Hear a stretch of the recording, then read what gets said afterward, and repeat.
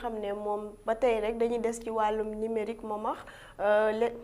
l'État toujours dans sa politique de souveraineté numérique et l'ARTP qui s'engage sur les jalons d'une régulation moderne nga ñëwal ñu ci tuuti rek ci ab tënk. Donc bon ARTP bu ñu ko xamee mooy l'agence de régulation des télécommunications et des postes donc tous les comme bu pour yombal ko ñoom Orange ñoom Yaas ñoom Expresso ñoom Promoville ñoo mooy organisme bi saytu loolu noonu yëpp wàllum internet wàllum numérique ak wàllum poste en fait loolu day ñëw aussi si suñu premier thème bi en fait gis nañ ni àdduna bi instant yi nii mënuñu dem sans le numérique par exemple Sénégal on peut dire que y a d'après statistiques ARTP def y a 10 millions de ñi nga xamante ni ñu ngi ci internet bi di connecté wu te ñu ngi wax temps yee je pense le président de la République l'avait annoncé Starlink mi ngi ñëw Starlink benn satellite bu mag la ñu ngi opéré si yeneen dëkk yi day tax connexion gën a gaaw ba pare dañuy desservir yenn zones yi nga xamante ni amul connexion wala bu amee connexion tamit voilà da ngay obligé sonn pour mun a am connexion te aussi li ARTP def nii day jàppale Sénégalais si wàllum souveraineté numérique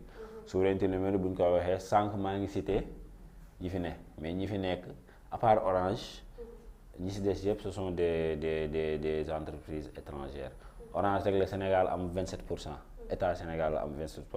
Aussi la modernisation c'est-à-dire comme ni ñu ko waxee en fait affaire internet numérique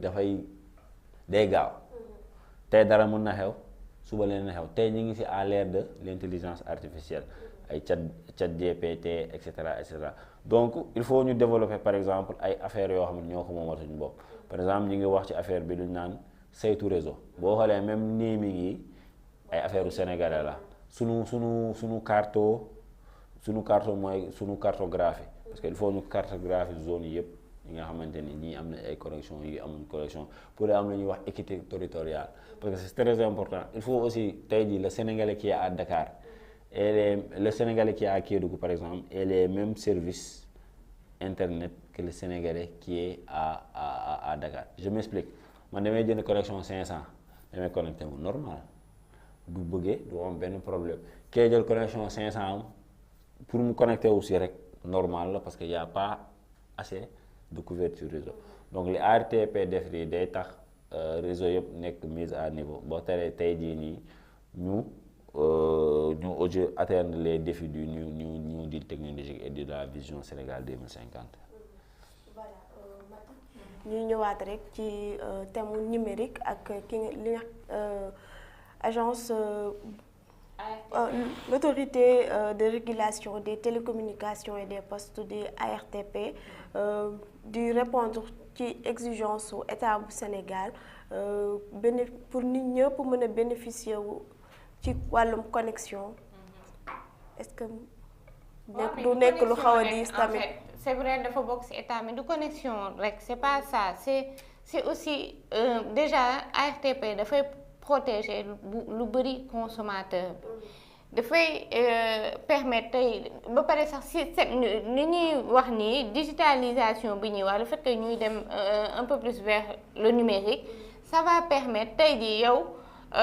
Aïssatou boo ñëwee par exemple nga ne ARTP man ñii dañ maa waxoon offre bi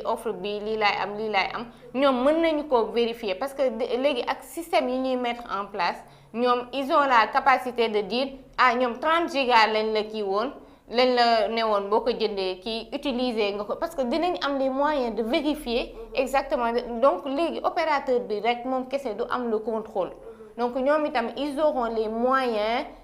dinañ mettre en place des systèmes de vérification pour te protéger yow en tant que consommateur. Il y a aussi cette concurrence parfois limite déloyale entre donc moom day mën a réguler aussi côté boobu réseau yi aussi et tout dina mën a natt parce que toujours les applis et autres yi nga xam ne dañ koy teg ñoom da leen di permettre ñoom ñu mën a natt xam fan moo am réseau fan moo amul réseau ak aussi surtout apporter des solutions parce que le but c'est pas juste de faire le policier de savoir est-ce que le consommateur avait eu le réseau ici ou ne l'a pas eu non il faut solutionner aussi ces problèmes-là et ARTP normalement loolu la war a def dëkk tubaab yi quand tu as ton numéro et ça moi j'en ai payé les frais ici j'avais un ancien numéro boo xam ne yoroon naa ko fii nii Sénégal mais après dama ko perdre alors que léegi déjà non seulement ARTP andi na système mu déclaration le fait que déjà limité nañu à 3 SIM ku nekk comprendre nga ñu ngi imposer le fait que léegi boo jëlee carte SIM da nga koy déclarer pour que ñu xam ko donc en fait ñu ngi évoluer nànk-nànk tu comprends léegi après ñoom tamit bu ñu ñëwee ci le fait que li ma doon wax léegi tey nga am sa benn numéro kontaanoo ci opérateur bi nga nekk tu gardes ton numéro et tu pars vers l'autre opérateur ça aussi c'est très très très important et yow loolu day tax ba ñoom en fait parce que ñun dañ koy dund fee boo kontaanul ci SFR da leen di woo résiliation ngay bës direct ñu jël oui madame nga ne je suis pas contente parce que lii tout de suite dañ lay defal beneen proposition pour que nga rester nga bañ a résilier parce que toi tu pars tu résilies ton abonnement mais en plus de ça tu gardes ton numéro même si c'est eux qui te l'avaient donné parce que il faut aussi numéro bi yow consommateur bi yaa ko moom il faut qu'on arrête aussi fii kii bi nu mu tuddati jaay doole bi ñuy def fii nii ci dëkk bi et surtout opérateurs yi ba pare j'aimerais bien ñu liggéey aussi ci coût internet mais c'est trop cher je trouve internet dafa cher Sénégal appel yi dafa cher forfait yi ñuy def fii nii nit ñi pour ñoom ñu leen di naxee 800% 1000% xaw ma lan xaw ma lan des trucs comme ça non c'est super cher je trouve que dafa cher donc il faut aussi c'est bien yi ñu nekk di proposer aussi mais j'aimerais bien ñu laal poche sénégalais yi koppar gi le coût xaw ma ndax ARTP dafay vraiment beaucoup communiquer ou négocier avec les opérateurs dans le bien dans l'intérêt du consommateur. Mais aussi en fait loolu y a aussi une chose en fait il y a la logique économique. bul fàtte ne état est actionnaire de donc bu ñuy wàññee du ñu am xaalis bu bëri loolu ñoom dañ koy kii ba pare bu ñu wàññee prix yi ñoom li ñuy collecté parce que y a les taxes y a dinu parce que